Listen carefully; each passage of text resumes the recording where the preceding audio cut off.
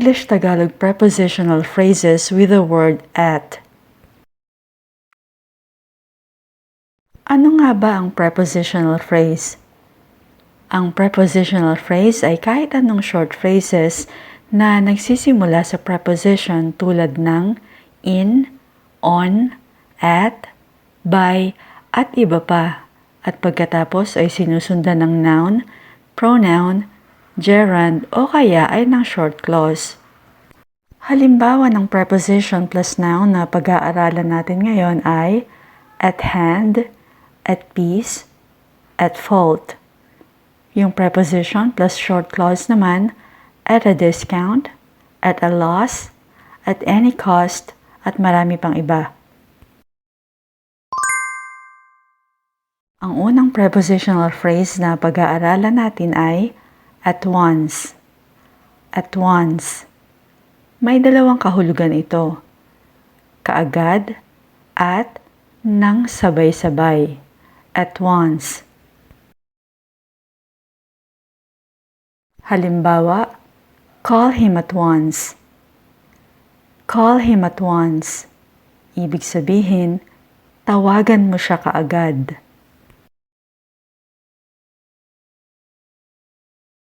She advised me to apply at once. She advised me to apply at once. Pinayuhan niya akong mag-apply kaagad.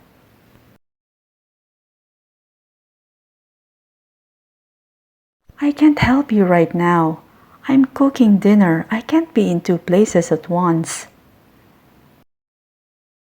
I can't help you right now. I'm cooking dinner. I can't be in two places at once. Hindi kita matutulungan ngayon.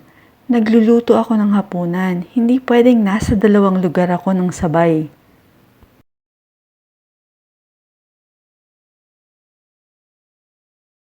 Don't strain yourself in making all the changes at once.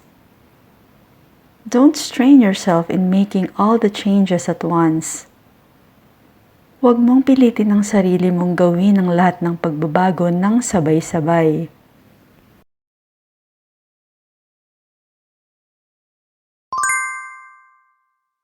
Ang next prepositional phrase natin ay at peace. At peace.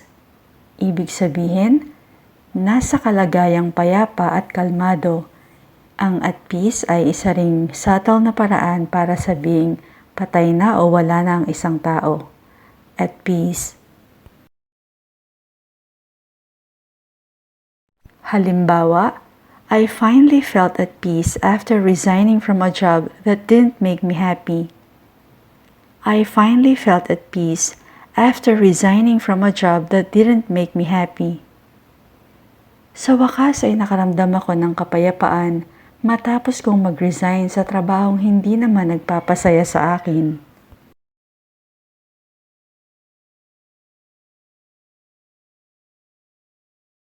If you are at peace with yourself or at peace with the world, you feel calm and contented, and you have no emotional conflicts within yourself or with other people.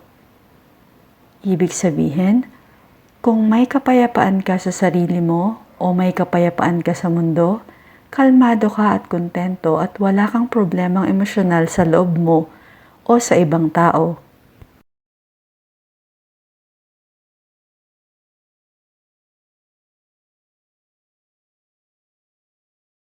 The old lady is at peace now. The old lady is at peace now. Ang matandang babae ay namayapa na.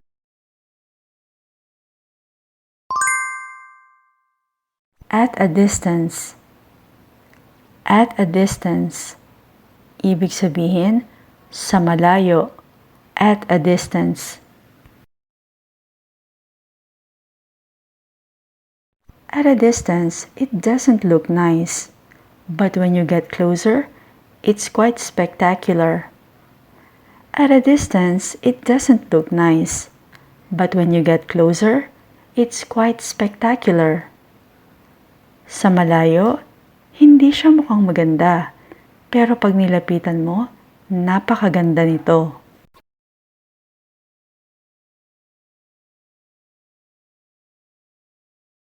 It is difficult to make out the design on the building at a distance.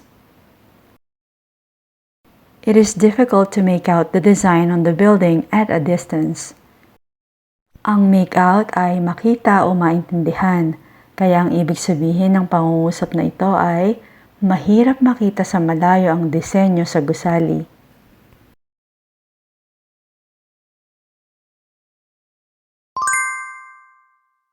Ang susunod na prepositional phrase ay at a loss. At a loss. May dalawang ibig sabihin to. Ang una ay hindi malaman ang gagawin at ang pangalawa kung gagamitin sa negosyo ay nang palugi. At a loss. I had to sell the business at a loss. I had to sell the business at a loss.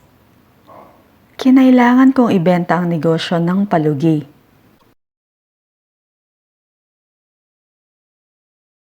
These new shoes have to be sold off at a loss if sales are poor. These new shoes have to be sold off at a loss if sales are poor. Kailangang ibenta ng palugi ang mga bagong sapatos na ito kung mahina ang benta.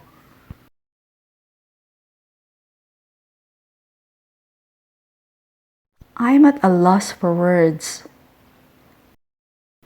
I'm at a loss for words. Wala akong masabi. I'm at a loss as to what to do. I'm at a loss as to what to do. Hindi ko malaman kung ano ang gagawin ko.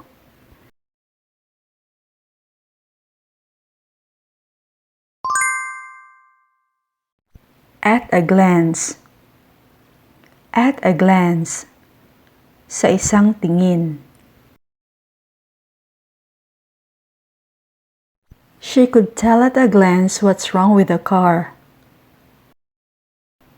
She could tell at a glance what's wrong with the car.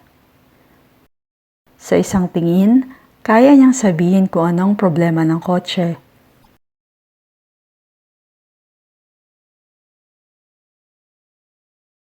You could tell at a glance that Henry is a compassionate person.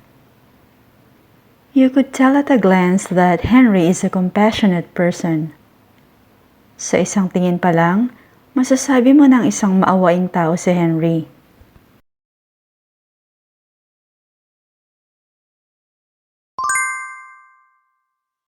At ease. At ease. Ibig sabihin, palagay ang kalooban.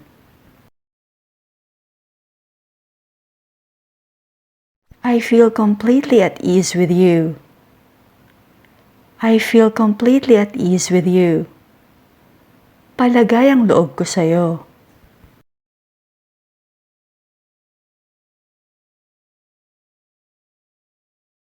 I never feel at ease in his company. I never feel at ease in his company. Hindi ako palagay na kasama siya.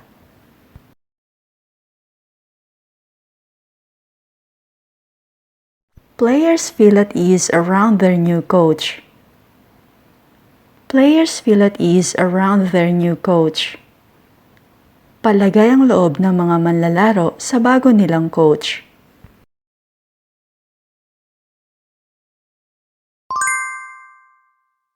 At fault. At fault. Ibig sabihin, may kasalanan. At fault.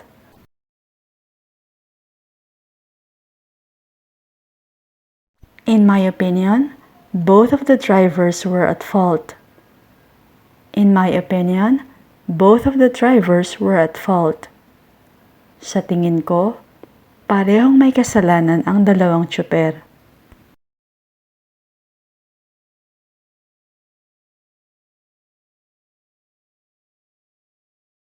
He could never accept that he had been at fault. He could never accept that he had been at fault. Hindi niya matanggap na siyang may kasalanan.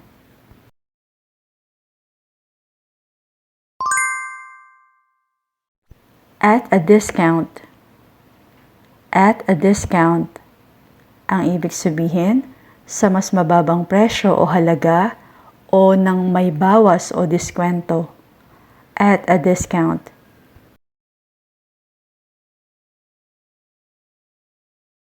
Employees can buy perfumes at a discount. Employees can buy perfumes at a discount. Ang mga empleyado ay makabibili ng mga pabango sa mas mababang halaga.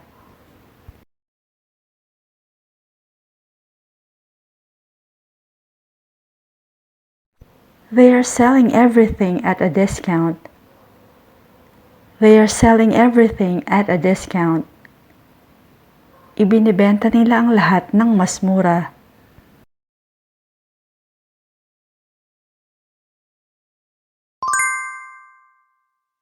At any cost. At any cost. Ibig sabihin, ano man ang mangyari o gaano man kahirap o kapanganib. At any cost.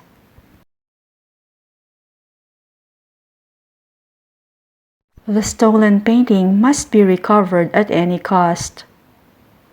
The stolen painting must be recovered at any cost. Kailangang mabawi ang ninakaw na painting anuman ang mangyari.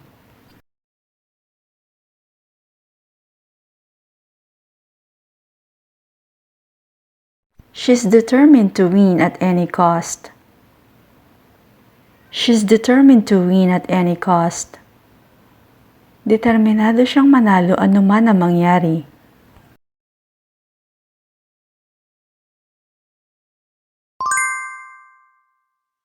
At hand.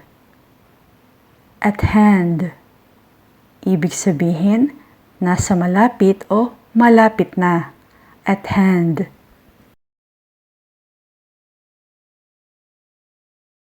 I live in an apartment with many shops at hand. I live in an apartment with many shops at hand.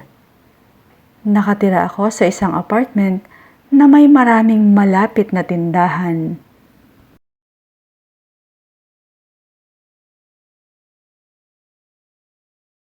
He always keeps a water bottle near at hand.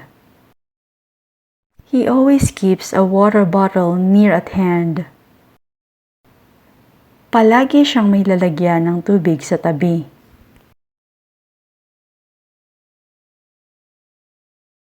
Your big moment is at hand.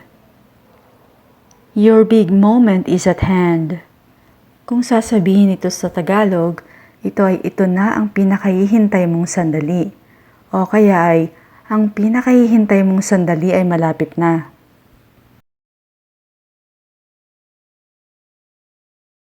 After months of planning, I'm thrilled that the event is finally at hand. After months of planning, I'm thrilled that the event is finally at hand. Pagkatapos ng ilang buwang pagpaplano, natutuwa ako dahil sa wakas ay malapit na ang event.